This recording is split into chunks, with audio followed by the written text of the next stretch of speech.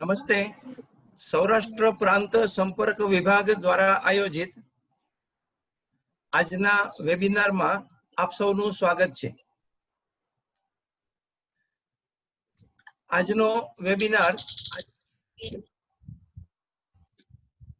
સંઘ દ્વારા વિદેશોમાં કયા પ્રકારનું કામ થાય છે, કેવી રીતે કેવી પદ્ધતિથી કામ થાય છે, કોરોનાના સંકટકાળ દરમિયાન પણ કેવી પદ્ધતિથી કેવા કેવા પ્રકારના સેવા કાર્યો થયા એની માહિતી આપતો વેબિનાર છે. આ વેબિનારમાં જે મુખ્ય વક્તા છે અત્યારે લંડન થી જોડાયેલા છે, એમનો પરિચય આપું. આપનું નામ છે ધીરજભાઈ શાહ. આપનો જન્મ 1951માં કેન્યાના મોમ્બાસામાં થયો. આપનું પ્રાથમિક શિક્ષણ 1968 સુધીમાં મોમ્બાસામાં થયું. આપનું હાયર એજ્યુકેશન માટે 1969માં આપ યુકે ગયા. આપ વ્યવસાયે એકાઉન્ટન્ટ છો. આપ મોમ્બાસામાં હતા ત્યારે એટલે કે આપની બાલ્યાવસ્થા દરમિયાન જ આપ સંઘ સાથે સંપર્કમાં આવ્યા અને સંશોધક બન્યા. સંઘમાં યુકેમાં વિવિધ જવાબદારીઓ જેવી કે વેમ્બલીમાં શાખા કાર્યવાહ, ઉત્તર લંડનમાં નગર કાર્યવાહ, સમગ્ર યુકેના નિધિ પ્રમુખ તરીકેની જવાબદારી કેન્દ્રીય નિધિ પ્રમુખ, અને હાલમાં યુકેના 2009 થી સંઘની કાર્યવાહ તરીકેની જવાબદારી આપ સંભાળો છો. સેવા ઇન્ટરનેશનલ યુકે કે જે સેવા યુકે થી પણ પ્રચલિત છે, જેની 2009માં સ્વતંત્ર ચેરિટેબલ ટ્રસ્ટ તરીકે સ્થાપના થઈ. ત્યારથી આપ એના ચેરમેન છો. આવું જ એક બીજું ટ્રસ્ટ એટલે કે કલ્યાણ આશ્રમ ટ્રસ્ટ, એમના પણ આપ ટ્રસ્ટી તરીકે ફરજ બજાવો છો. આવા કાર્યકર્તા નો આપણને વિશેષ લાભ આજે મળવાનો છે, એનો આનંદ છે. હું રવિકુમારજીને વિનંતી કરું કે ધીરજજી સાથે એમણે કામ પણ કરેલું છે, એમનો વિશેષ પરિચય હોય તો અને કઈ વિશેષ વાત કરવી હોય તો. माननीय रविकुमार जी अय्यर. सर, मैं रवि कुमार बोल रहा हूँ.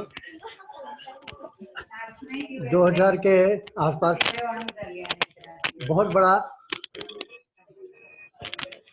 एक बहुत बड़ा कच्छ में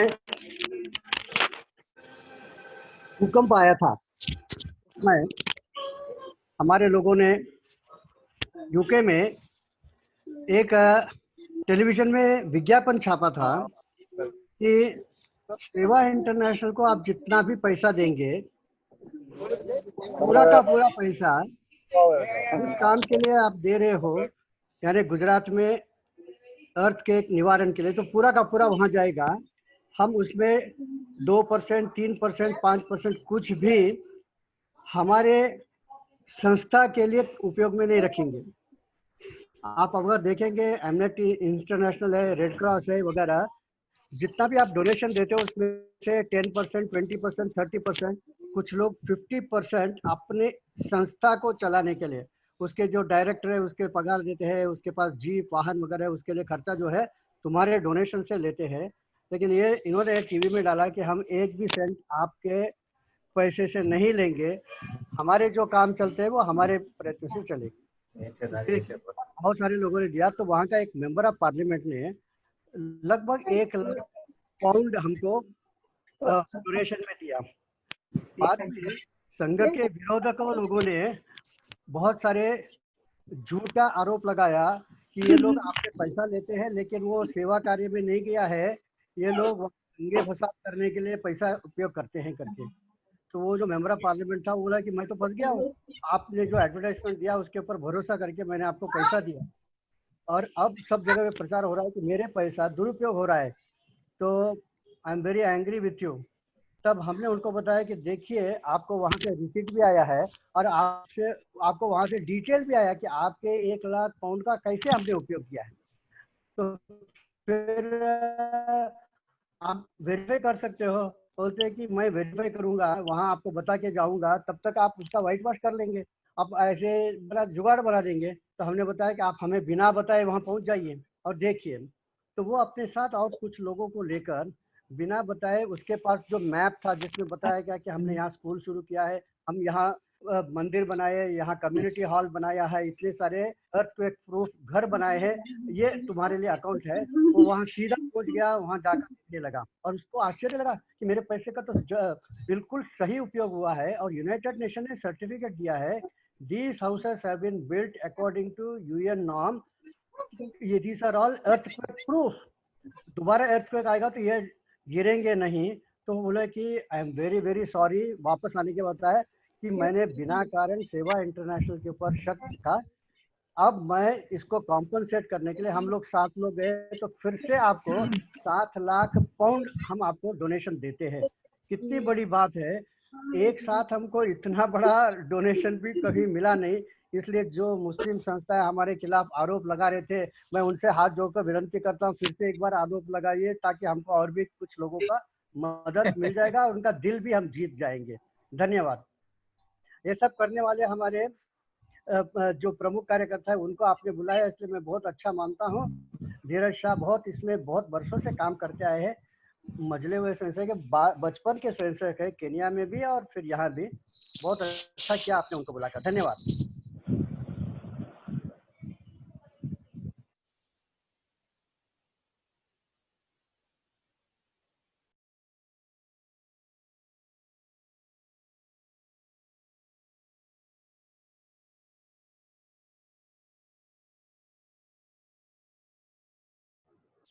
धीरज जी, आपको वहां से अनम्यूट करना पड़ेगा।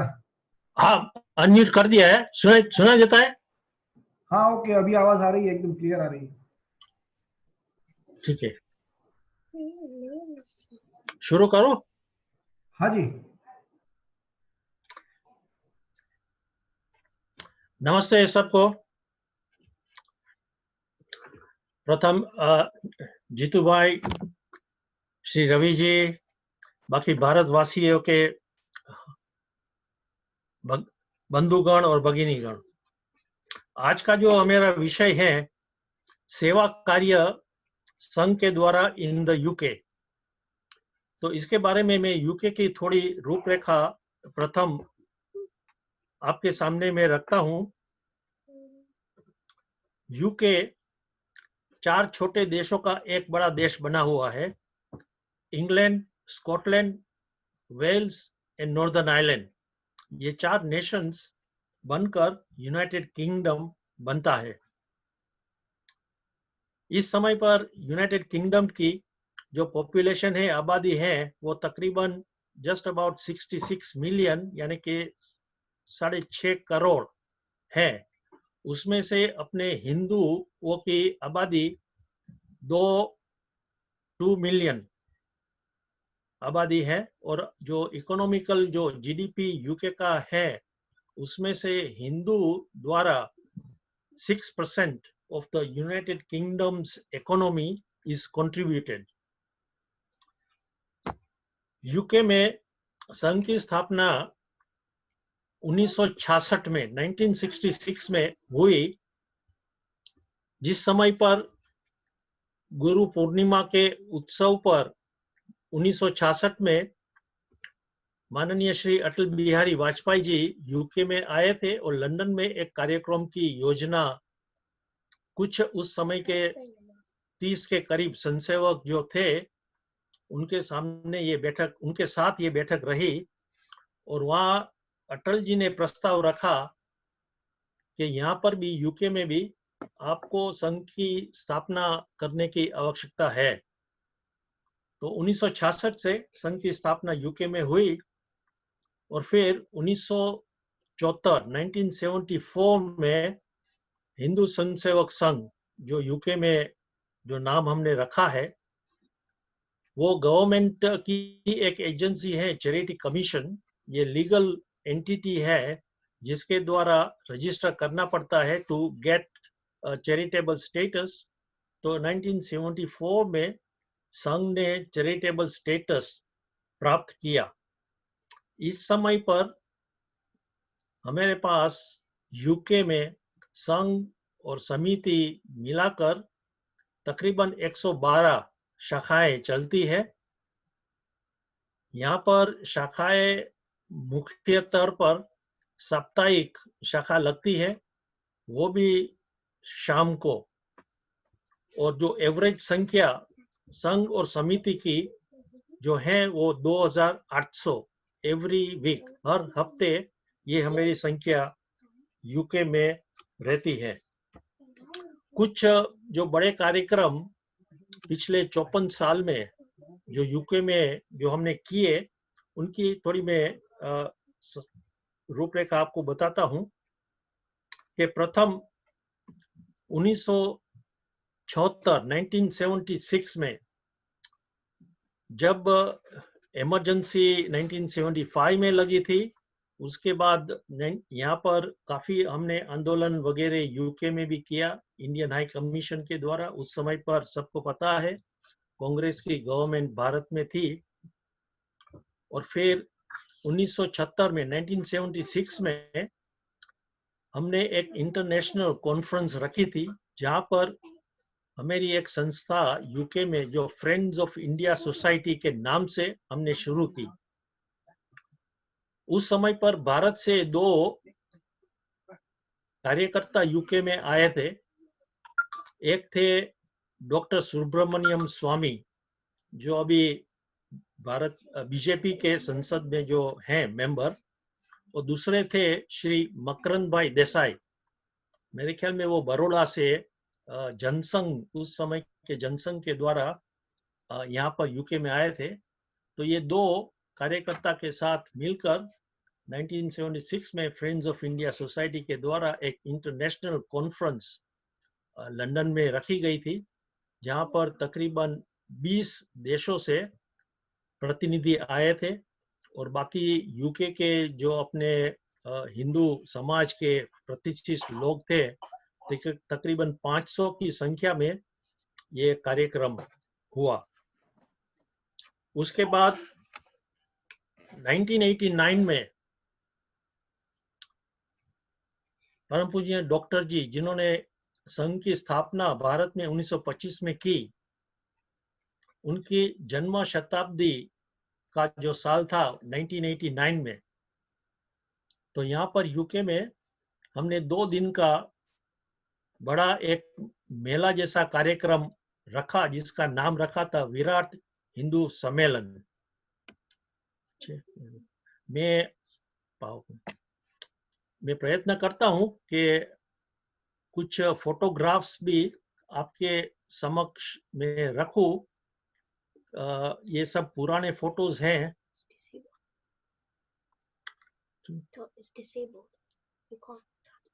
ठीक है, तो 1989 में विराट हिंदू सम्मेलन जो यहाँ पर हुआ 2 दिन का, उसमें 1 लाख हमारे हिंदू भाई बहनों बच्चों के साथ 2 दिन आए थे। ये अपने सब धर्म गुरु, हिंदू, सिख, बौद्ध, जैन, स्वामीनारायण संप्रदाय, इन सब संप्रदाय के धर्माचार्य सब उपस्थित थे।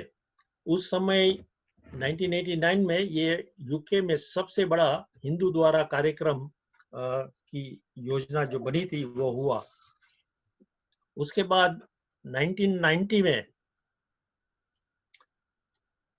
हमारी जो उस समय प्राइम मिनिस्टर थी श्रीमती मार्गरेट थैचर, वो अपने मकर संक्रांति के उत्सव पर हमारी एक शाखा में वो आई हुई थी। और परम पूज्य डॉक्टर जी के बारे में जो हमने एक बस्ट बनाया था, उन्होंने फूलहार उसमें किया। और संघ की प्रसन्नता जो अनुशासन की दृष्टि से जो होती है, तो वो उन्होंने 1990 में अर्पण की। इसके बाद 1992 या 93 में जब लातूर में भूकंप आया तो उस समय अपना जो सेवा कार्य था, सेवा इंटरनेशनल, वो संघ से जुड़ा हुआ था। तो यहाँ पर जो संघ के कार्यकर्ता है, भूकंप की जो न्यूज चैनल या वगैरह टीवी पर जो दृश्य दिखा गया, तो यहाँ के कार्यकर्ता ने ये निर्णय लिया कि हमें को कुछ करना चाहिए। तो इस प्रकार से तकरीबन 3.5 लाख पाउंड लातूर भूकंप के द्वारा इकट्ठा किया और अपने 3 कार्यकर्ता यूके से आए थे लातूर में, और उनका अच्छी तरह से किस प्रकार से पैसे का जो घर बनाने का व्यवस्था काम थी वो उन्होंने देखा। इसके बाद सेवा कार्य जो 1992 से संघ के द्वारा जो चला, उसमें काफी अपना संघसेवक बंधुओं का योगदान रहा है।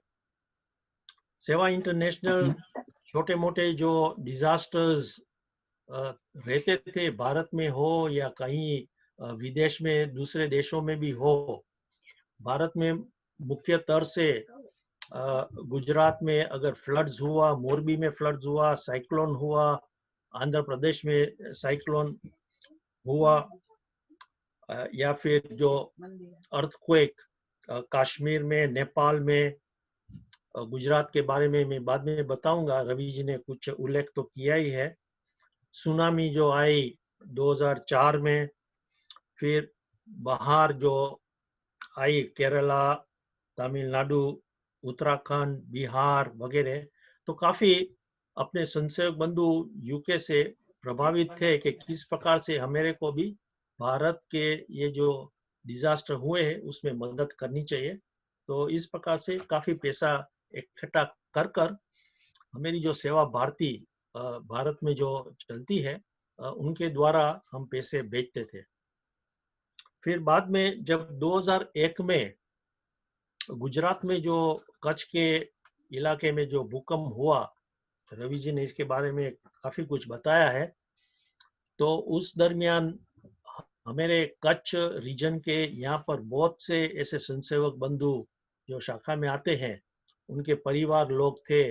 तो आश्चर्य भी यही है कि उनके द्वारा सबने पैसा इकट्ठा करना शुरू कर दिया और तकरीबन 3 मिलियन पाउंड्स का राशि इकट्ठा कर कर सेवा भारती को दी गई थी।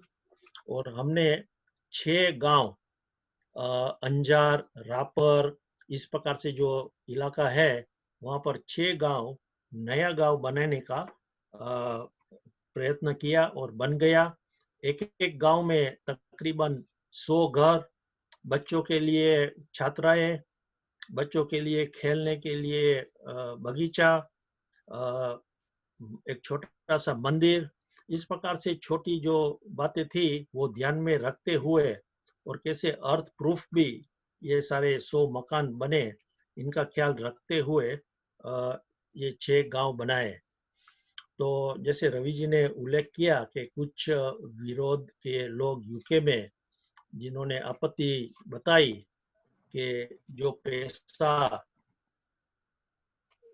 सेवा इंटरनेशनल यूके से भारत भेजा गया था 2002-2003 में, उनका दुरुपयोग भारत में होता है। उस समय पर जब ये गोधरा का इंसिडेंट हुआ, दंगा फसाद जो हुआ अहमदाबाद, बड़ौदा, गुजरात के रीजन्स में, और उसमें जो अखबारों में जो न्यूज यहाँ पर आती थी कि किस प्रकार से मुस्लिम भाइयों की कत्ल हिंदू भाई लोग गुजरात में करते थे, तो इसके कारण यहाँ पर जो मुस्लिम की संस्थाएं थी, और जैसे रवि जी ने कहा कि ये एक अपना एमपी था जिन्होंने ये विवाद यहाँ पर शुरू किया।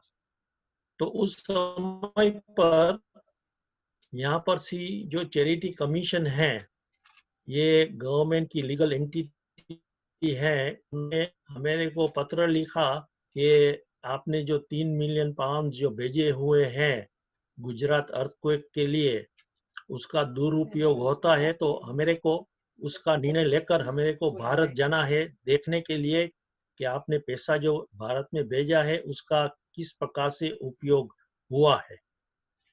तो उस समय जो हमारा भारत के जो हाई कमिश्नर लंदन में जो थे, रोनन सेन का नाम था, उन्होंने हमारे को बताया कि यहाँ की चैरिटी कमीशंस के जो ऑफिशियल्स हैं ये लोग भारत जाना चाहते हैं, लेकिन उस समय पर भारत में गृह मंत्री अपने लाल कृष्ण अडवाणी थे, बीजेपी की गवर्नमेंट थी। तो रोनन सेन ने बताया कि ऐसी कोई हमारी भारत और इंग्लैंड के बीच में कोई ऐसी ट्रीटी नहीं है कि जिस प्रकार से ये लोग यहाँ से भारत इस प्रकार के काम करने के लिए जा सकते या नहीं। तो उस समय मैं खुद, मेरे साथ उस समय मैं यूके का खजांची था, तो पैसा जो 3 मिलियन पाउंड्स जो सेवा भारती को भेजे थे वो मेरे द्वारा ही भेजे गए थे। तो मैं खुद अहमदाबाद आने वाला था 10 दिन के लिए, सेवा भारती की ऑफिस में बैठने वाला था 10 दिन, और वहां पर सारा ऑडिट चेक करने वाला था कि जो हमने पैसा भेजा है वो सेवा भारती ने ये 6 गांव में किस तरह से उपयोग किया है। तो रोनन सेन ने मेरे को बताया कि उस समय जो गुजरात के चीफ मिनिस्टर जो थे अपने श्री नरेंद्र जी मोदी, अगर उनको आप थोड़ा बता सको कि ये यूके से चैरिटी कमीशन वाले आना चाहते हैं और ये देखना चाहते हैं कि ये जो दंगा फसाद हुआ हिंदू मुस्लिम के बीच, उसमें कोई हमारा जो सेवा यूके का जो पैसा था उसमें कोई यूज नहीं किया है नरेंद्र मोदी ने। तो जब मैं उसके 1 हफ्ते के बाद जब मैं अहमदाबाद आया, नरेंद्र भाई के साथ मेरा बैठने का हुआ और मैंने ये सारी घटनाएं नरेंद्र भाई के सामने रखी और ऐसे ही बताया कि अगर ऐसा हो सकता है तो थोड़ा संभल के किस प्रकार से ये लोग देखे। तो ये सारी बातें बाद में जब वापस हम लोग आए ऑडिट कर सेवा भारती के अकाउंट्स वगैरह, और यहाँ पर चैरिटी कमिश्नर को हमने सारी डिटेल्स भेज दी, और अंत में जैसे रवि जी ने भी बताया कि हमारे को एक अच्छा सा खत चैरिटी कमीशन के द्वारा आ गया कि जो भी एलिगेशंस, आरोप जो सेवा इंटरनेशनल पर लगाया गया था ये बिल्कुल झूठ साबित हुआ है और आप अच्छी तरह से काम करते जाइए। इस दरमियान चैरिटी कमीशन ने एक सुझाव हमारे सामने रखा कि भविष्य में ऐसा कार्य करने के लिए सेवा इंटरनेशनल जो संघ का अंग है, एक प्रोजेक्ट है, इसके अलावा अगर आप इसको एक सेपरेट अलग चैरिटी बना सकते हो तो ये आपके लिए बेहतर रहेगा। संघ कार्यकर्ता ने फिर बाद में 2-3 साल तक सब कार्यकर्ता के साथ डिस्कशन, बातचीत, बैठकों कर 2008 में एक निर्णय लिया कि एक सेवा इंटरनेशनल हम अलग चैरिटी बनाएंगे, और फिर 2009 से अभी सेवा इंटरनेशनल एक इंडिपेंडेंट चैरिटी है जिसमें जो ट्रस्टीज हैं वो हम सब संघ के कार्यकर्ता ये ट्रस्टीज हैं। तो इस प्रकार से सेवा यूके की स्थापना 2009 से अलग हुई।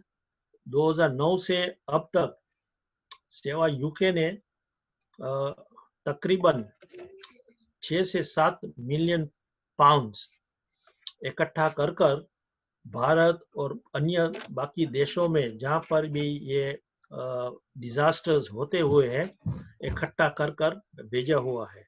सेवा यूके का जो एक फ्लैगशिप कार्यक्रम जो रहा भारत में, वो तकरीबन 6,600,000 पाउंड्स हमने यहाँ से भेजे थे। जवाहर डिस्ट्रिक्ट, ये मुंबई की उत्तर में है, थाने डिस्ट्रिक्ट के पास।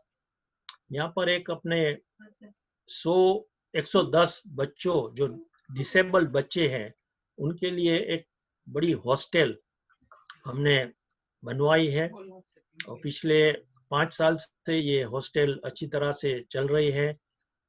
तकरीबन 10 टीचर्स, अध्यापक, और भोजन के लिए, भोजनालय के काम करने के लिए भी कुछ एक्स्ट्रा 10-12 ऐसे कर्मचारी वहाँ पर हैं। सुबह, दोपहर, शाम का भोजन वो बच्चों को देते हैं, अच्छी तरह से पढ़ाते हैं। ये 3 फ्लोर का बिल्डिंग जवाहर में हमने बनाया है। इसके साथ और भी काफी डिसेबल्ड बच्चों के लिए कार्यक्रम किया है। जैसे 2015 में नेपाल में अर्थक्वेक हुआ, तो नेपाल में एक हॉस्टल, जो बच्चे अनाथ हो गए थे उनके लिए एक हॉस्टल नेपाल में बनवाई। उत्तराखंड में भी जिस प्रकार से कुछ साल पहले बहुत बाढ़ आई, डिजास्टर हुआ, वहाँ पर भी एक 2 मंजिले की स्कूल हमने बनवाई। इसके साथ जो मेरा ऑनगोइंग प्रोजेक्ट्स जो चलते हैं सेवा यूके के द्वारा, लातूर में भी सेरेब्रल लिपोसिस के लिए एक ट्रेनिंग सेंटर बच्चों के लिए हमने बनवाई है। गडग कर्नाटक में एक मेडिकल ट्रेनिंग सेंटर, ये भी 4 मंजिले का बिल्डिंग है, ये एक बनवाया है। इन सब का ओपनिंग वगैरह हो गया है। मेरा जो फ्यूचर प्लान्स हैं, दिसंबर 2019, 6 मास पहले सेवा यूके द्वारा एक कार्यक्रम की योजना रखी थी, रिक्शो रन। ये कन्याकुमारी से अहमदाबाद तक ये 13 दिन का रिक्शो चलाने का एक कैंपेन हमने रखा था। हमने 30 रिक्शो अतुल ऑटोज जो गुजरात में जो हैं वहाँ से हमने खरीदे। तकरीबन 92 ये अपने संघ और समाज के जो युवा कार्यकर्ता स्वयंसेवक बंधु थे, वो खुद 3 व्यक्ति एक रिक्शो में बैठकर ये रिक्शो चलाने वाले थे, कन्याकुमारी से अहमदाबाद तक।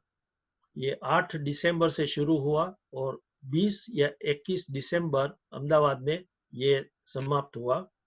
तो बीच में भारत के जो 5 प्रांत हैं वहाँ से ये रिक्शोज निकलते गए, तमिलनाडु, केरला, कर्नाटका, गोवा, महाराष्ट्र और फिर अंत में गुजरात।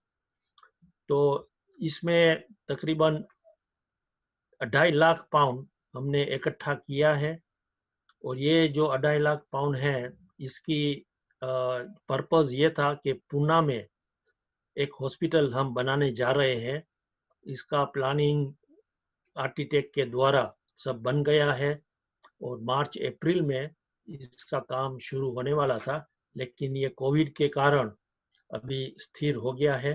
तो जैसे लॉकडाउन ईज हो जाएंगे तो आगे उसकी कार्यवाही चलेगी। टोटल प्रोजेक्ट का कॉस्ट है कुछ 4 लाख पाउंड, बाकी 2.5 लाख तो इकट्ठा हो गए हैं। 1.5 लाख पाउंड सेवा यूके की फंड की ओर से हम उसमें देंगे। इसके साथ चित्रकूट में भी एक डेंटल प्रोजेक्ट का काम शुरू होने वाला है। मैं और एक मेरे साथ और भी बंधु थे, मेरे कार्यकर्ता, हम खुद लॉकडाउन से पहले चित्रकूट में थे, तो वहाँ पर अपना डेंटल यूनिट एक है, लेकिन उसको अभी हम बढ़ा रहे हैं। एक डेंटिस्ट अभी काम कर रहे हैं। मेरी इच्छा है कि 3 और डेंटिस्ट हम वहाँ पर रखें, और डेंटल सर्जरी होती है वो 1 से 4 तक हम बढ़ाए। तो ये सब प्लान हम मार्च में वापस आए और प्लानिंग सब शुरू हो गई थी, लेकिन ये कोविड के कारण वो भी अभी होल्ड पर हैं, लेकिन ये अपना फ्यूचर सेवा की दृष्टि से कार्य होने वाला है। तो इस प्रकार से सेवा यूके का कार्य चलता रहा है। यहाँ पर जो सेवा यूके किस तरह से पैसा इकट्ठा करती है, उसके थोड़ी मैं डिटेल्स आपको देता हूँ कि अपना प्रोजेक्ट है चैरिटी थ्रू एडवेंचर। यहाँ पर यूके में बहुत से अपने संचय परिवार में हैं जिनको रुचि होती है, बहुत से बड़े पहाड़ होते हैं या माउंटेन्स होते हैं, वो ट्रैकिंग कहते हैं। तो ट्रैकिंग करने का शौक बहुत है, तो हर साल एक ट्रैकिंग का रहता है। तो पिछले लगभग 16 साल से ये काम चल रहा है। अब तक 500,000 पाउंड्स इकट्ठा ये प्रोजेक्ट के द्वारा हुआ है। इसके अलावा यूके में अपनी 2 दुकान चल रही है जहाँ पर हम कपड़े बेचते हैं। कपड़े के साथ बच्चों के टॉयज वो बेचते हैं, किताबें बेचते हैं। यूके में क्या होता है कि बहुत से अपने घरों में अपने जो ड्रेसेस हैं महिला के या पुरुष के या बच्चों के, 1-2 बार अगर पहन लिया तो वापस वो पहनना नहीं चाहते हैं। यहाँ पर बहुत सी चैरिटीज हैं, उनको वो दे देते हैं। तो हमने सोचा कि अगर हम भी एक ऐसी चैरिटी शॉप खोले, तो हमने 2 खोली हुई है और अपने परिवार में से संपर्क जो होता है रिश्तेदारों के साथ, वो अपने को इस प्रकार से कपड़े दे जाते हैं और फिर हम उसको बेचते हैं, कम दामों में बेचते हैं। तो इस प्रकार से 2 शॉप जो शुरू हुई है, अब तक 420,000 पाउंड्स हमने इकट्ठा किया हुआ है। इसके साथ एक और छोटा प्रोजेक्ट है साइकिल फॉर सेवा। यूके में साइकिलिंग का भी काफी उत्साह अभी प्रकट हो रही है। तो साइकिल फॉर सेवा यहाँ पर ईस्ट लंदन में मेन होता है, फिर दूसरे अपना जो शहर है बर्मिंघम, मैनचेस्टर, वहाँ पर भी ऐसा शुरू हुआ है पिछले 6 साल से। तो अब तक वहाँ से भी 50,000 पाउंड एकत्रित हुए हैं। इसके साथ एक अपनी दूसरी योजना है यूथ फॉर सेवा। यहाँ पर जितने अपने 18 से 24 साल के जो यूथ्स होते हैं, युवा या तरुण युवा गण, जिन्होंने यूनिवर्सिटी में जैसे जाने से पहले गैप ईयर लेते हैं कि 1 साल उनको कुछ सामाजिक काम करना है, तो उसके लिए इच्छा प्रकट करते हैं, तो हम उसको भारत भेजते हैं जहाँ पर अपना सेवा कार्य कई प्रांतों में जो चलता है। तो वो 1 मास के लिए वो 1 मंथ वो आते हैं। वो जो सेवा कार्य वनवासी वर्ग में भी अगर रहता है तो वो उधर जाते हैं, 1 मास ठहरते हैं, वहाँ पर वो साहित्य करते हैं। आसपास गांव में किस प्रकार से बच्चों को अगर पढ़ाई भी करनी पड़ती है तो वो सिखाते हैं। तो इस प्रकार से यूथ फॉर सेवा का काम अपना चलता है। बाकी दूसरा है सेवा मेडिक्स। तो यहाँ पर अपने पास मेडिकल प्रोफेशन में बहुत से ऐसे हैं जो डॉक्टर्स हैं, डेंटिस्ट हैं, ऑप्थोमेजिकल प्रोफेशन में हैं। उनके लिए भी योजना बन रही है कि अगर उनके पास समय है तो वो भारत में कैसे वो जा सकते हैं और अपने ट्राइबल एरियाज में किस प्रकार से उनकी सहायता रह सकती है। तो इस प्रकार से सेवा यूके का काम चलता रहता है। इसके साथ जो संघ के द्वारा कुछ तकरीबन 26 जो हम विविध क्षेत्र कार्य कह सकते हैं, इसकी स्थापना भी हुई है। 26 विविध क्षेत्र के कार्य, उसमें क्या होता है कि अगर धार्मिक संस्था लीजिए तो मेरा यहाँ पर विश्व हिंदू परिषद वो धार्मिक दृष्टि से काम देखती है। छात्राओं के लिए अपने पास नेशनल हिंदू स्टूडेंट्स फोरम है। ये सब यूनिवर्सिटीज में उनके चैप्टर्स होते हैं।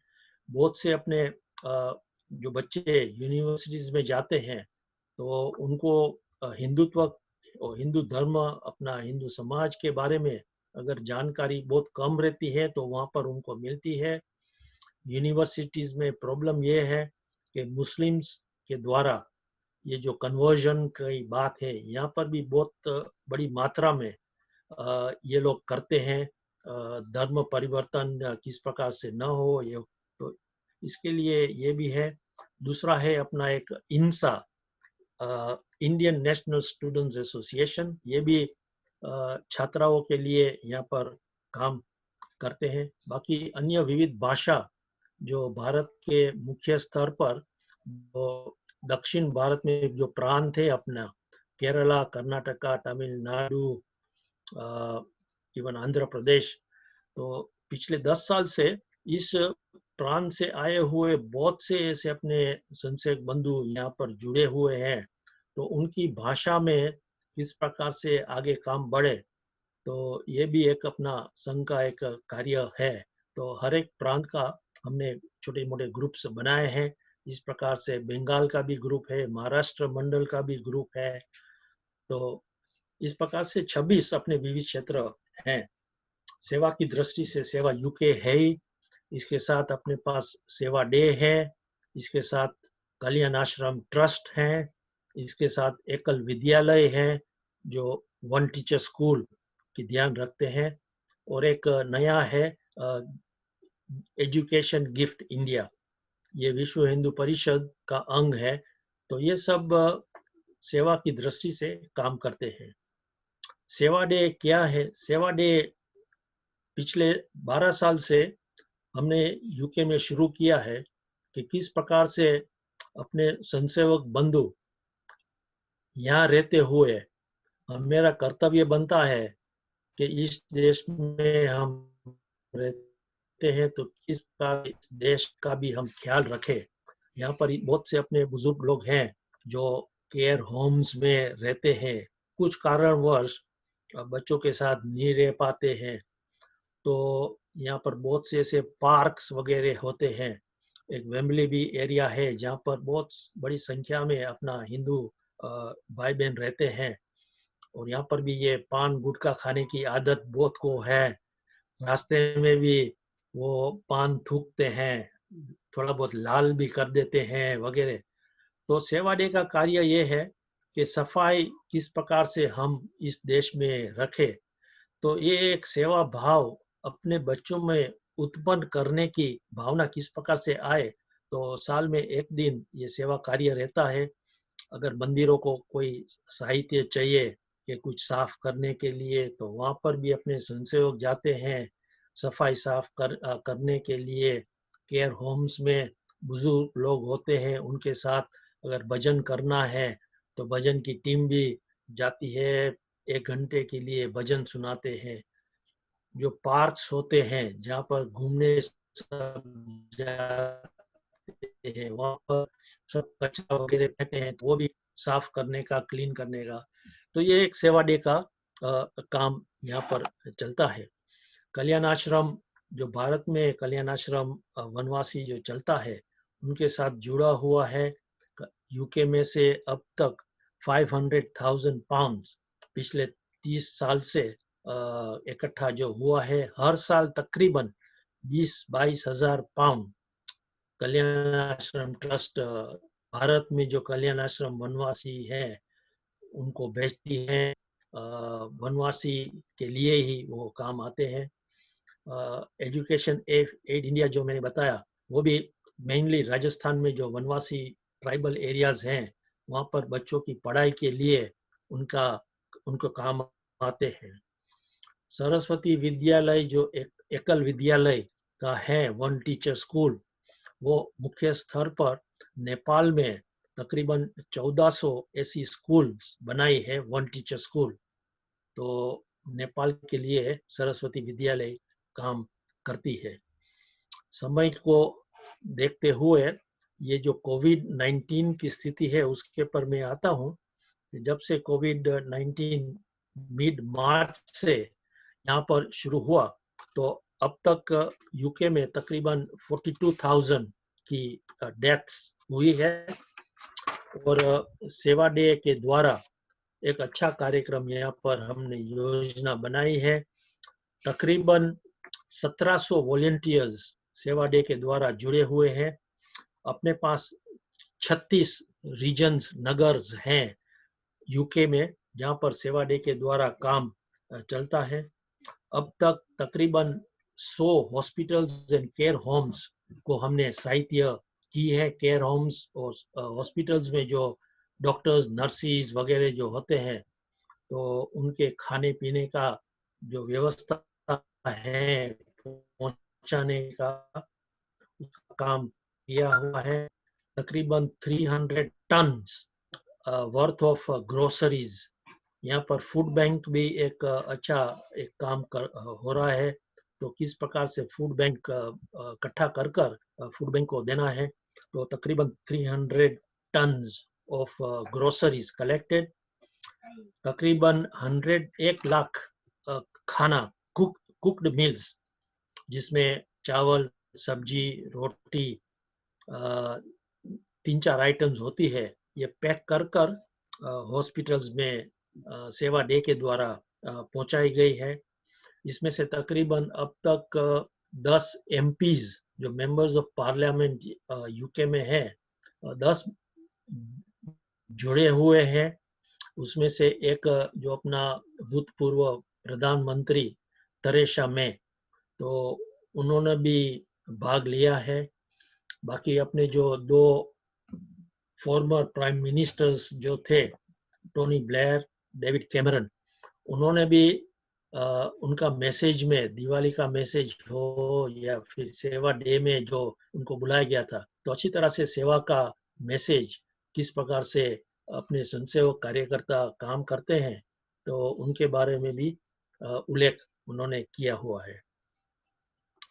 दूसरा एक सेवा, कोविड के कारण जो इंसा जो मैंने बताया था, ये अपनी छात्रा के में काम करते हैं, इंडियन नेशनल स्टूडेंट्स एसोसिएशन, और उनके साथ friends of India society and सेवा यूके, ये 3 अपनी संस्था जोड़कर इन लोगों ने भी कोविड-19 मिड मार्च से काम शुरू किया।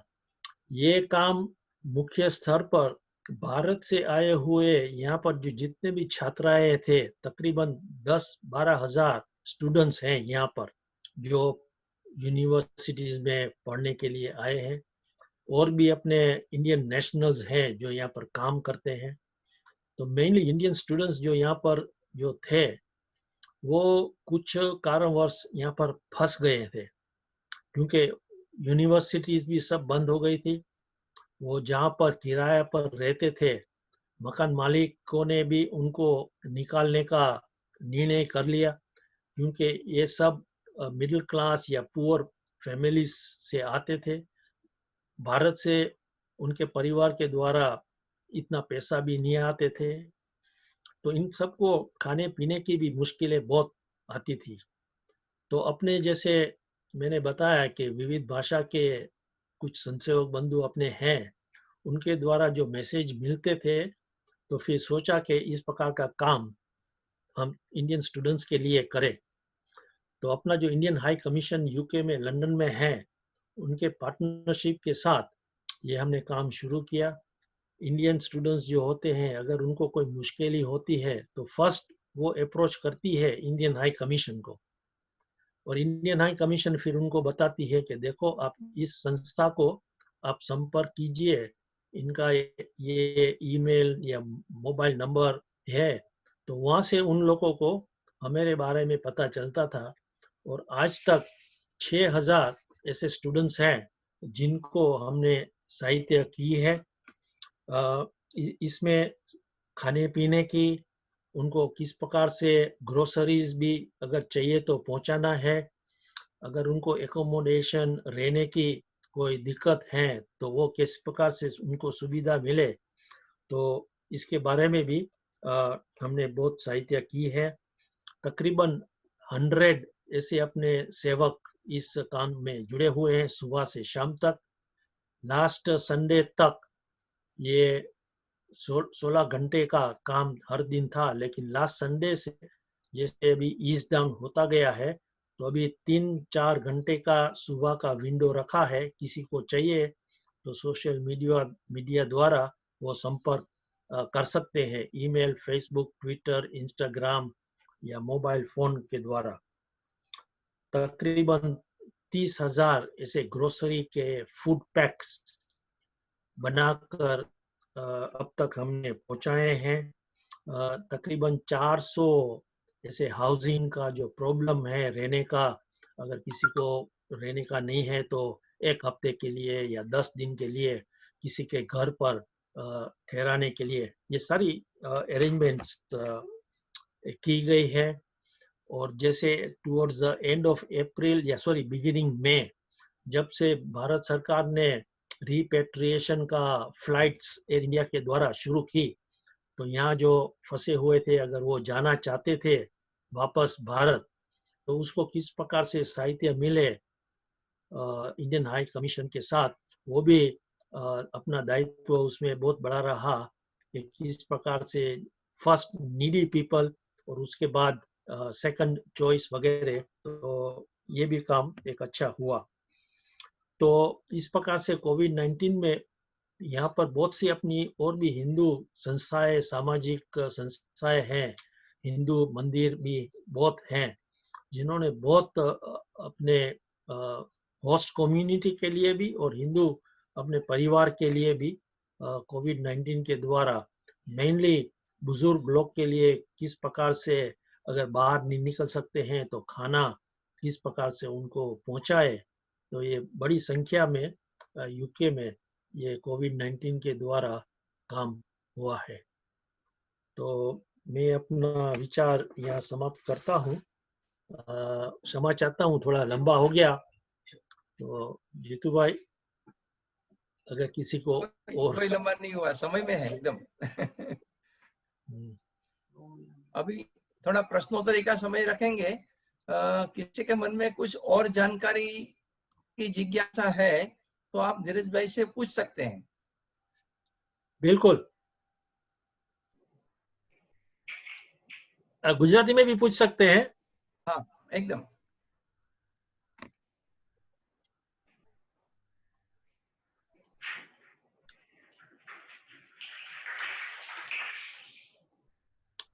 अपने संजीव भाई हैं कॉल पर?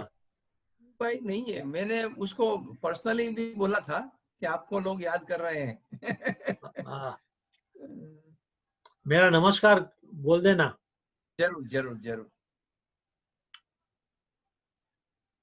गिरीशભાઈ, સંજયભાઈ ઓઝા ત્યાં પ્રચારક રહી ચૂક્યા છે લંડનમાં, એટલે યાદ કરતા હતા ધીરજભાઈ। હા, પણ અત્યારે કામમાં રોકાયેલા છે એટલે નથી આવ્યા। સાંજે શાખા ઉપર હતા, અમારી 8 વાગ્યાની શાખામાં। હા હા હા।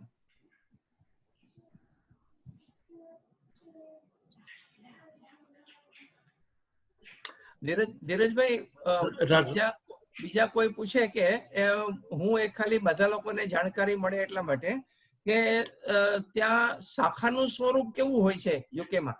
અહીંયા તો આપણે ગણવેશ અને બાકીની બધી આજ્ઞા આ તે બધું હોય છે, તો ત્યાંનું વિદેશની શાખાનું સ્વરૂપ કેવું હોય છે? વિદેશમાં યુકેમાં શાખા લગભગ સાંજના લાગે છે। એ વીકડેમાં સોમવારથી શુક્રવાર અમુક શાખા સોમવારના હોય, અમુક મંગળવારના હોય। મુખ્ય સ્થળ પર શુક્રવારના સાંજના, અને લગભગ બધી શાખા 2 કલાકની શાખા હોય છે, સાંજના 7 થી 9।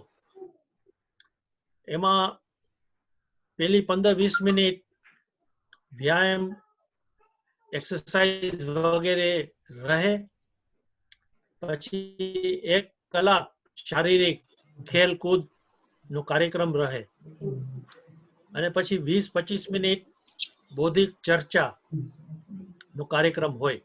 તો આ લગભગ 2 કલાક નો શાખાનો કાર્યક્રમ હોય।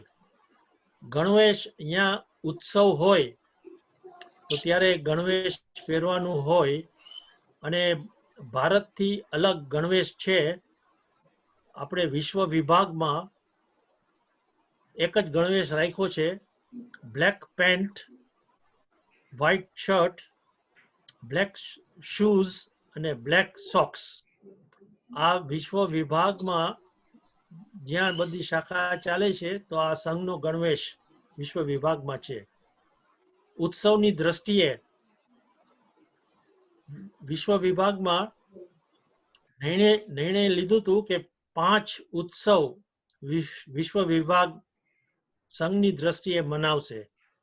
મકર સંક્રાંતિ, વર્ષ પ્રતિપદા, ગુરુ પૂર્ણિમા, રક્ષાબંધન અને વિજયાદશમી. ભારતમાં હિન્દુ સંગઠન દિવસ યા હિન્દુ સામ્રાજ્ય દિવસ નો ઉત્સવ જે મનાવીએ છીએ એ વિદેશમાં ઉત્સવ તરીકે નથી મનાવતા, પણ કોઈ શાખાને કે નગરને કાર્યક્રમની દ્રષ્ટિએ ઉજવવું હોય તો એ લોકો ઉજવી શકે છે.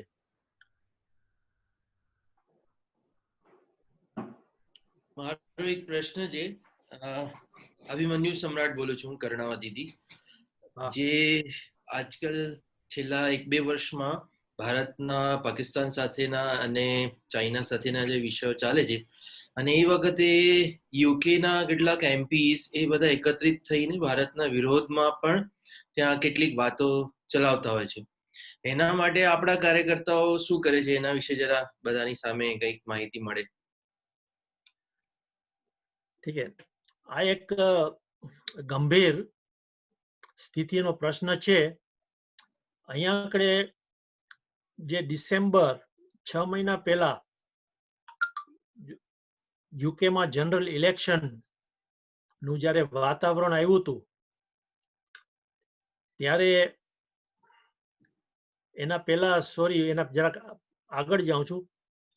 જ્યારે ઓગસ્ટમાં ભારતમાં ધારા 317 કાશ્મીરમાંથી હટાવી લીધી, ત્યાર પછી અહીંયા આગળ વિવાદ યુકેમાં બહુ થયા. અહીંયા જેટલા મુસ્લિમ સંસ્થા છે અને યુકેમાં જે લેબર પાર્ટી જે ઓપોઝિશનમાં છે એ લોકો હિન્દુ પ્રત્યે યા ભારત પ્રત્યે એ લોકો થોડા અલગ છે, અને એ લોકોનો મુસ્લિમનો પક્ષ લેવા માટે અને સત્તા જીતવા માટે ઇલેક્શનમાં એ લોકોએ મુસ્લિમ લોકોને સાથ વધારે દેતા હતા. તો અત્યારના મુસ્લિમ એમપીસ પાર્લામેન્ટમાં છે, એ લોકો વિવાદ પાર્લામેન્ટમાં લઈ આવે છે અને બધાને કહે છે કે ભારત સાથે એવી રીતના ગવર્મેન્ટને કહેવું જોઈએ કે આ ધારા 317 હટાવી બહુ ખોટું કર્યું છે, મુસ્લિમ ઉપર અત્યાચાર તમે કરી રહ્યા છો, એ બધી વાતો એ લોકો કરે છે. એના વિષય ઉપર આપણે લગભગ આજે 6 વર્ષ થઈ ગયા.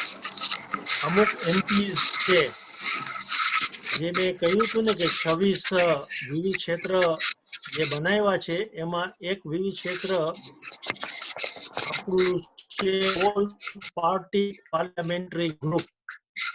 ઈ લગભગ 15-20 એમપીસ એમાં છે કે જે હિન્દુ વિચારધારા ઉપર પાર્લામેન્ટમાં એ લોકો વિષય રાખે છે. They are supporting the causes of Hindus and the Indians.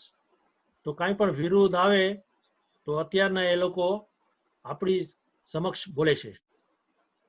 અત્યારના 1 અઠવાડિયા ત્યાં એક બીજો પ્રશ્ન ઊભો થઈ ગયો છે કે જે અમેરિકામાં જ્યોર્જ ફ્લોયડનું જે હત્યા થઈ, બ્લેક લાઇવ્સ મેટર ના જે ડેમોન્સ્ટ્રેશન વિશ્વમાં થઈ રહ્યા છે અને સ્ટેચ્યુઝ જો કાઢવા માંગે છે બધે, તો યુકેમાં મહાત્મા ગાંધીના સ્ટેચ્યુઝ 2-3 જગાએ છે. હવે ઈ સ્ટેચ્યુઝ પણ એ લોકો કાઢવા માંગે છે. તો એના ઉપર આપણે સંગઠિત આપણી જ્યાં જ્યાં સંઘની શાખાએ છે, સંસેવક કાર્યકર્તા છે, તો એની વિરુદ્ધ આપણે એ લોકોને બતાવી રહ્યા છે કે મહાત્મા ગાંધી નું આજે રેશિયલ કહીએ વિવાદ કરે એના ઉપર તો કઈ હતું જ નહીં. મહાત્મા ગાંધી ગાંઠનું જે કહીએ ને બ્લેક્સ ને વ્હાઇટ્સ ઉપર जिस प्रकार से આપણે કહીએ કે હ્યુમાનિટી કરી હતી, તો એની ઉપર પણ અત્યારના ચર્ચા ચાલી રહી છે. આ એક અઠવાડિયામાં આ બધા વિવાદ અહીંયા ઉભા થયા છે. પણ તમારી વાત સાચી છે કે અહીંયા આગળ મુસ્લિમનો પક્ષ વધારે લેબર પાર્ટી સાંભળે છે. મારા જાણકારી પ્રમાણે એવું પણ છે કે ત્યાંના આપણા કાર્યકર્તાઓ દ્વારા ત્યાં કેટલાક એવા એમપીસ પણ છે કે જેમને એકત્રિત કરવામાં આવ્યા અને એ લોકો પણ એમનો અવાજ વધારી રહ્યા છે, એવી પણ કઈક માહિતી છે. સોરી, બરાબર સંભળાવાનું નહીં. ભારત આપણા વિચારના જે લોકો છે એ લોકોએ મળીને ત્યાં જે એમના વિરોધના એમપીસ છે એમની શક્તિઓ પણ વધારી છે ત્યાં. ના, એવું નથી. આપણા જે કાર્યકર્તા છે એ જે અમે કીધું એપીપીજી જે ફોરમ આપણું થઈ રહ્યું છે એમાં આપણા સંઘના 2 કાર્યકર્તા જોડાયેલા છે. એમપી સાથે સંબંધ સારો હોય છે. એ લોકોની મહિનામાં એકવાર મીટિંગ થતી હોય છે અને એ લોકોને પૂરેપૂરી ખબર છે કે જે ભારતમાં જે ચાલી રહ્યું છે અને આ મુસ્લિમ પક્ષના જે બધા સંસ્થાઓ અહીંયા આપણે છે એ લોકોનું ધ્યેય તો એક જ છે. એટલે એ લોકોને પણ ખબર છે અને એ લોકો સાથે સાથે એ લોકો જોર કરીને આપણી સાથે વાત કરે છે.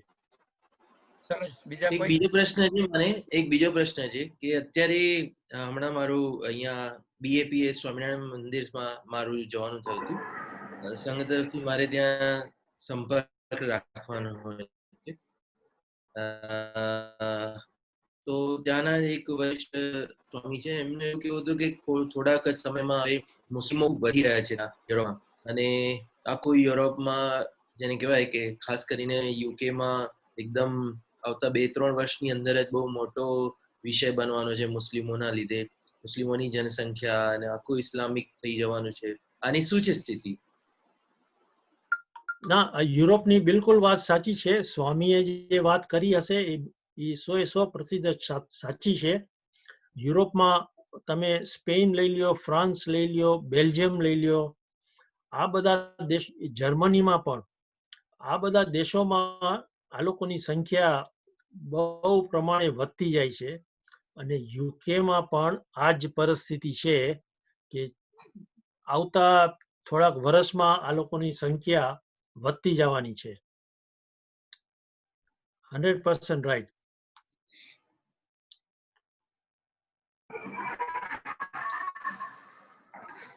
નમસ્કાર ધીરુભાઈ.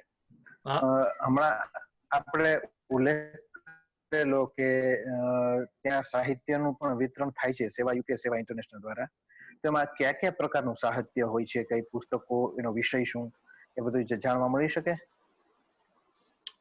હા, આપણે અહીંયા સાહિત્યનું સેવા યુકે દ્વારા નથી ચાલતું. સાહિત્યનું સંઘની નીચે આપણે હિન્દુ સાહિત્ય કેન્દ્ર ચલાવીએ છીએ. આપણી પાસે એક બુકશોપ છે અને એ બુકશોપમાં આપણે હિન્દુ સામાજિક ધર્મ સંઘની બુકો એ બધી આપણે વેચીએ છીએ. આજે લગભગ એને 35 વર્ષ થઈ ગયા આ બુકશોપ આપણી ચાલુ છે. હવે એની ઉપર પણ આપણે બધી ધાર્મિક બુકો વેચીએ છીએ. તો અહીંયા પણ આપણે જુદી જુદી જે ગુજરાતીઓની સંસ્થાઓ ચાલી રહી છે એ લોકોની પાઠશાળા બહુ ચાલે છે અહીંયા. તો એ લોકોને પણ જે ગુજરાતીની આપણે છોકરાઓ માટે પાઠશાળા માટે બુકો જોતી હોય તો સાહિત્ય કેન્દ્ર થ્રુ સપ્લાય કરીએ છીએ. તો આ પ્રમાણે આપણું સાહિત્ય 35 વર્ષથી ચાલી રહ્યું છે. જી, ધન્યવાદ.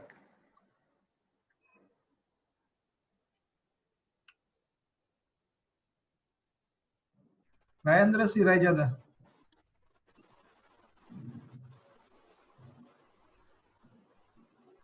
राजेंद्र सिंह आप बात करी सकते. जय हिंद सर.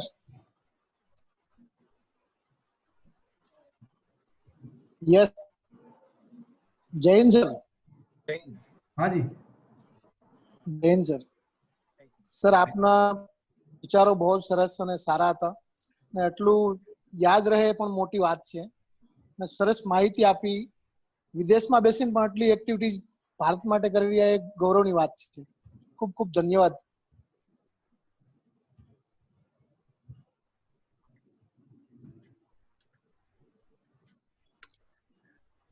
રવિજીએ શરૂઆતમાં થોડી પરિચય આપ્યો. મારો રવિજીનો પરિચય मेरे ख्याल में रवि जी 2006 या 2007 आप अध्यक्ष के नाते हमारे यूके में संघ शिक्षा वर्ग में आप आए थे.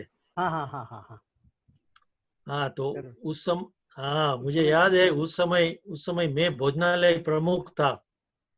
हाँ हाँ हाँ और किस प्रकार से भोजन रखना चाहिए आपने 2-3 अच्छा सुझाव दिया था. याद नहीं है. हाँ मुझे याद है अच्छा कि किस प्रकार से भारत के हर प्रांत का अगर प्रयत्न हो तो भोजन अपने शिक्षार्थी को देना चाहिए. अच्छा अच्छा. उसके बाद तो आपके साथ कई विश्व संघ शिविर में विश्व विभाग की बैठकों में कई बार परिचय मुलाकात तो होती रहती है. आपके साथ एक और भी जुड़े हुए ધીરજભાઈ મારી પણ સ્મૃતિ જોડાયેલી છે. ધીરજભાઈ हाँ बोलिए. હા મારી પણ 2007 ની સ્મૃતિ જોડાયેલી છે. જે સંઘ શિક્ષા વર્ગની આપ વાત કરો છો ને એ સંઘ શિક્ષા વર્ગ શરૂ થવાનો હતો એના આગલે દિવસે હું ત્યાં મુલાકાતે આવ્યો હતો કારણ કે એ દિવસે લેટ નાઇટ મારી ફ્લાઇટ હતી ઇન્ડિયાની. अच्छा 2007 ની જ વાત છે. ત્યારે મેં ધ્વજ મંડળ સુશોભન નિવાસ વ્યવસ્થા આ બધું મેં જોયું હતું. કાર્યાલય એટલે અક્ષરશઃ આપણે ભારતમાં ચાલે છે એ જ પ્રકારની આખી વ્યવસ્થા હતી. તો તમે ભોજનાલયમાં આવ્યો તો ચાય મળે. अपने साथ एक जुड़े हुए हैं डॉक्टर भारती भट्टी. वो बात नमस्कार. नमस्कार सर. हाँ नमस्कार सर मैं भारत विकास परिषद से जुड़ी हुई हूँ. कुछ 25-30 साल से उसमें कार्यरत हूँ और पीएचडी तक का अभ्यास किया है.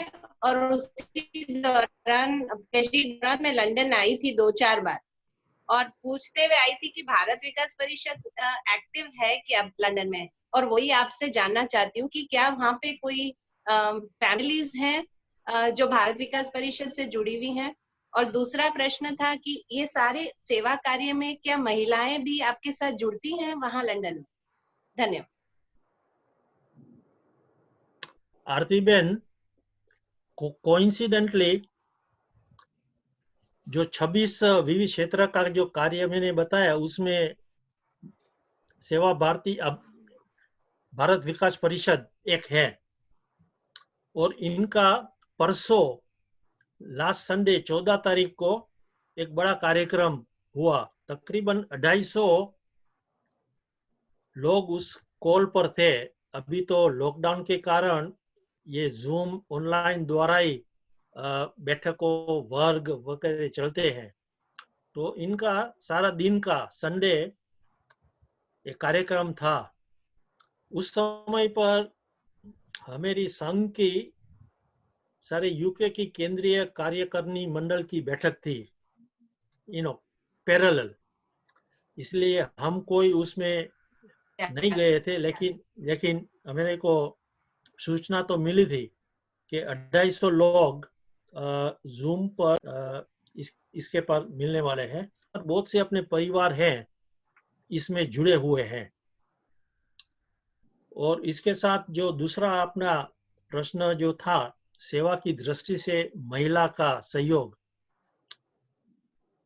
तो यहाँ पर जब मैं बता रहा था कि संघ संस्थान वगैरह तो महिला भी उसके साथ अपनी है. यहाँ पर तकरीबन समिति की शाखाएं 25 हैं सारे यूके में और उनकी संख्या रेगुलरली 500 के 600 रहती है तो समिति यहाँ पर फुल फोर्स में काम करती है और जहाँ पर भी साहित्य चाहिए वो लोग आते हैं। अच्छा सर, अगर इंडिया में रह के भारत विकास परिषद लंदन वाली शाखा से मुझे संपर्क करना है तो क्या ये पॉसिबल है? क्यों नहीं, बिल्कुल बिल्कुल। तो ऐसा तो कीजिए, आप आपका हाँ डिटेल्स जीतू भाई जी को दीजिए। जीतू भाई ji, will pass it on to me and in return मैं हाँ यहाँ के हमारे जो कार्यकर्ता है हाँ, मैं उनको आपका डिटेल्स भेज दूंगा, so you can be in correspondence with each other. Okay, thank you so much. मैं भेज दूंगी मेरा ईमेल आईडी, फोन नंबर। हाँ, जीतू भाई जी को भेज दीजिए। Thank you, thank you.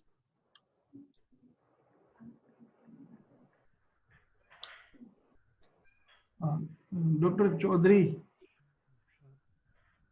Rao Chaudhary, नमस्कार भाई साहब। भावनगर। हाँ जी। मैं डूंगराम चौधरी, वैज्ञानिक श्रेणी, भावनगर संपर्क विभाग में। मेरा क्वेश्चन ये था भाई साहब, एक तो चंद्रकांत जी भाई साहब शायद वहीं पे आपके लंदन में ही काम करते हैं, चंद्र प्रचारक का।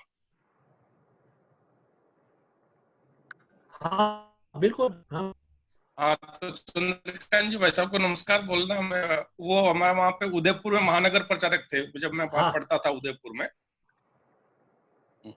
और दूसरा क्वेश्चन ये है कि अपने इसमें विश्व विभाग में कितने प्रचारक लोग हैं जो इसमें काम करते हैं, ऐसे ये मेरा क्वेश्चन। ऐसा है कि भारत विश्व से हमने 12 दिया है और वहाँ ही तैयार हुए हैं, बर्मा में तैयार हुए हैं, मलेशिया में तैयार हुए हैं, यूके में भी तैयार हुए हैं, अमेरिका में तैयार हुए हैं, ऐसे 12 के ऊपर है, तो लगभग 25 लोग हैं अभी। यहाँ धन्यवाद पर भाई साहब। यूके, हाँ यूके में हमारी योजना बनती है विस्तार। हाँ जी। अगर कोई कार्यकर्ता को समय देना है, प्रचारक अगर नहीं बन सकते हैं तो विस्तार के नाते 1 साल के लिए, 6 मास के लिए फुल टाइम। तो इस समय पर अपने पास 2 कार्यकर्ता हैं जिन्होंने 1 साल के लिए संघ में काम करने के लिए दिया हुआ है। 2 कार्यकर्ता अभी है हमारे पास। चंद्रकांत जी भाई साहब को नमस्कार बोलना जब भी मिले। धन्यवाद भाई साहब। चंद्रकांत जी परसों मिले थे और अच्छा। और कल इस शुक्रवार को मिलने वाले हैं। हाँ जी। हमेरा मेरा नाम डूंगराम चौधरी। मैं बिल्कुल बताऊंगा। हमारा जो लंदन में कार्यालय है हाँ जी। वो उनका निवास स्थान है और हमारे घर से बहुत किलोमीटर है। धन्यवाद भाई साहब। हाँ धन्यवाद। वैसे गुजरात में जो प्रचारक थे चंद्रकांत शुक्ला, वो आजकल यूके में, बहुत वर्षों से यूके में है। चंद्रकांत भाई शुक्ला विद्यार्थी परिषद में फुल टाइमर थे। हाँ, वो साउथ लंदन में रहते हैं। हाँ हाँ।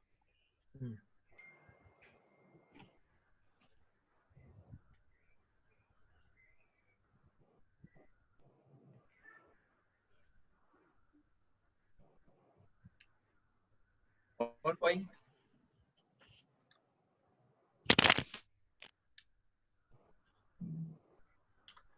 बाकी एक भाई ने जो प्रश्न पूछा था, ये हिंदू मुस्लिम पार्लियामेंट में जो लगता है, तो जो 26 चुनाव अपना के जो समय ऐसा मैंने होता ही है।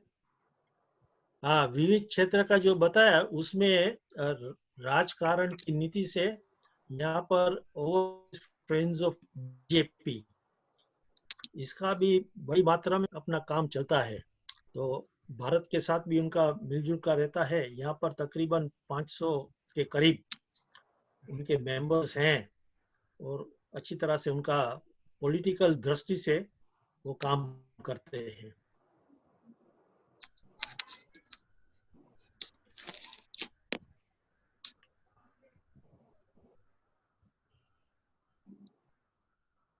વિભાઈ ગજેરા કઈ પૂછવા માંગે છે?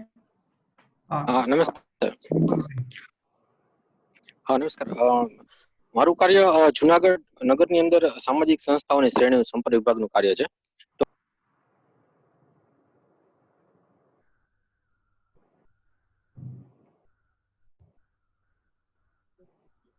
અવાજ મ્યુટ થઈ ગયો ભાઈ. આવી હા એમને ત્યાંથી મેળ થયું છું. હેલો. ત્યાંથી unmute. હાજી. હા વિમલભાઈ તમારો હા, અવાજ નમસ્તે. નહીં આવ્યો. હા, હું ડોક્ટર વિમલ ગજેરા. મારું જે દાયિત્વ છે એ સંઘમાં જુનાગઢ નગરમાં પ્રમુખ સેવા જુનાગઢ નગરની અંદર સંપર્ક શ્રેણીમાં સામાજિક શ્રેણીનું કાર્ય સંભાળું છું અને પ્રોફેશનમાં ડેન્ટિસ્ટ છું. એટલે મારું એક જાણવાની ઈચ્છા છે કે આપણે જે સેવા કાર્યમાં તમે ડેન્ટલ હોસ્પિટલ વિશેની જાણકારી આપી એના વિશે વધુ માહિતી આપી શકો તો.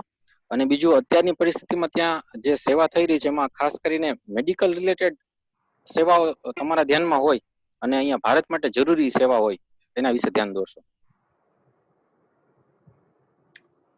અચ્છા, સેવાની દ્રષ્ટિએ જે ડેન્ટિસ્ટ બારામાં મેં વાત કરી, અહીંયા આપણે ચિત્રકૂટ સેવા પ્રોજેક્ટ આપણા સંસેવક ચલાવતા હતા. એના ટ્રસ્ટીઝ અલગ હતા.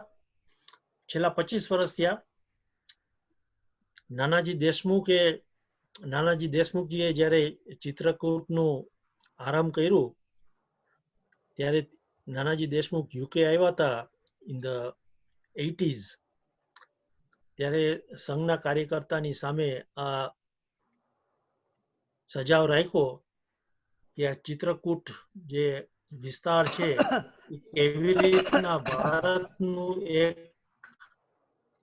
મોડલ ગામ, ડિસ્ટ્રિક્ટ કે જિલ્લા તરીકે આપણે ઊભું કરી શકીએ એની કામ માટે નાનાજી દેશમુખ ચિત્રકૂટ ગયા હતા. અને સેવાની દ્રષ્ટિ છે આજે ડેન્ટિસ્ટ યુકેમાં જે હતા એ લોકો છેલ્લા 25 વર્ષ થયા ચિત્રકૂટમાં કામ કરી રહ્યા હતા.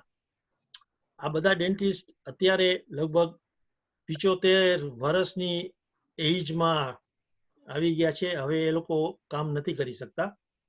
એટલે છેલ્લા 2 વર્ષ થયા Sewa UK has undertaken the Chitrakoot project.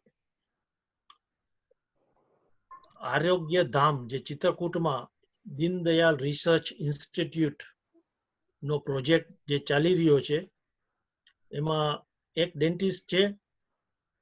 આજે 12 વર્ષથી ત્યાં ડેન્ટલ તરીકે સેવા આપી રહ્યો છે.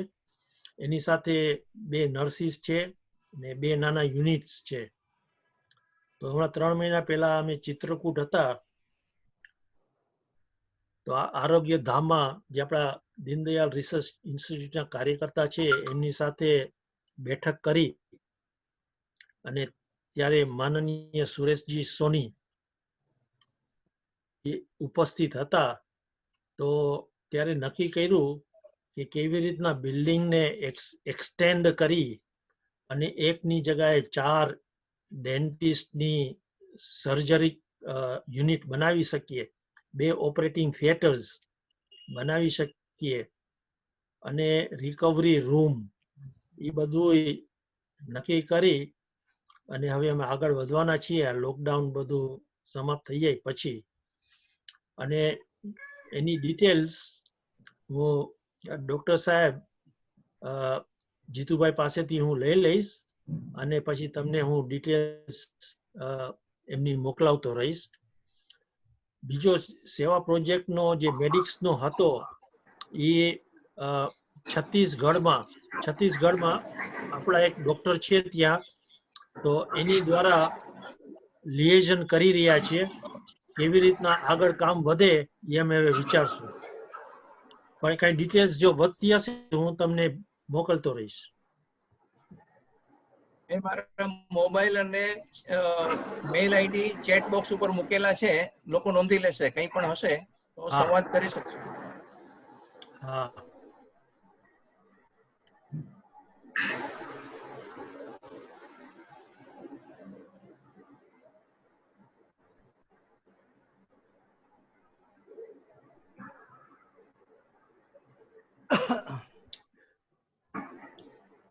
जैसा शुरू में जीतू भाई ने मेरा परिचय जो दिया था, मेरा जन्म तो अफ्रीका में केनिया में हुआ और फिर तुरंत ही यूके पढ़ने के लिए आ गए और फिर यहाँ ही स्थायी हो गए. तो संघ के कार्यों में ही भारत आना जाना रहता है. इसलिए गुजरात में थोड़े बहुत ये शहरों या गांव का मुझे पता है, डिटेल में अभी तक इतना नहीं पता है।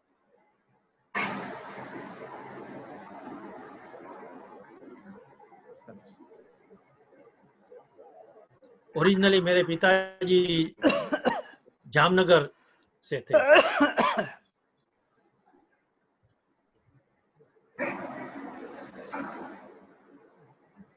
જામનગરમાં હજી આપનું કોઈ કુટુંબ પરિવારમાં કોઈ ખરા ગુજરાતમાં? कोई नहीं। अच्छा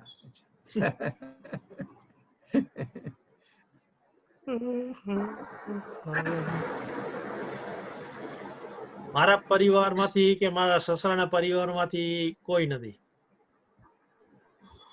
બસ હવે અમે બધા છીએ। હા, ધન્યવાદ। હવે ઘણા પરિવારો છે આપના। ધન્યવાદ। હવે કોઈને કઈ પૂછવાનું જાણવાનું ન હોય તો આપણે કાર્યક્રમને અહીંયા સમાપ્તિ તરફ જઈએ।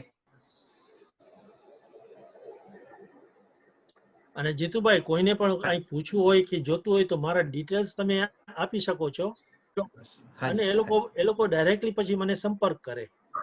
ઓકે ઓકે ગુડ, બહુ સરસ બહુ સરસ,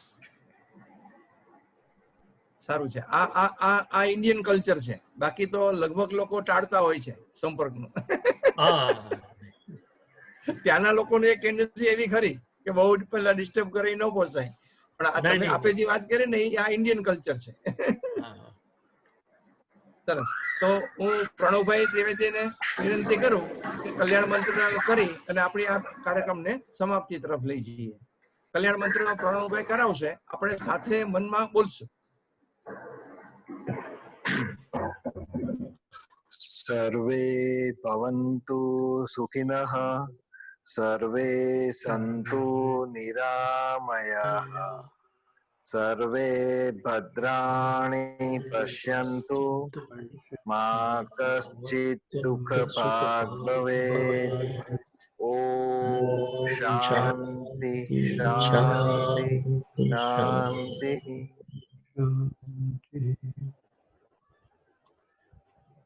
चलो बधाने धन्यवाद। नमस्ते। बहुत सुंदर कार्यक्रम हो गया जी। हाजी अमेरिका में भी बहुत अच्छा काम हो रहा है। हाँ। और थोड़े दिन के बाद हाँ, वो राघवन जी को तुरंत मत करना तो हाँ हमेरा रवि जी। हाँ हाँ, लास्ट संडे जो हमारी यूके में केंद्रीय कार्यकारिणी की मंडल की जो बैठक थी, हाँ हाँ 4 घंटे की थी, उसमें अनिल जी वर्तक सारा समय उपस्थित थे। अच्छा। और अभी दूसरा कार्यक्रम होने वाला है 4 जुलाई। हाँ। ये अपना मैंने बताया ना 26 विविध क्षेत्र का जो कार्य चलता है, हाँ हाँ, उनका 5 घंटे का ऑनलाइन वर्ग। तो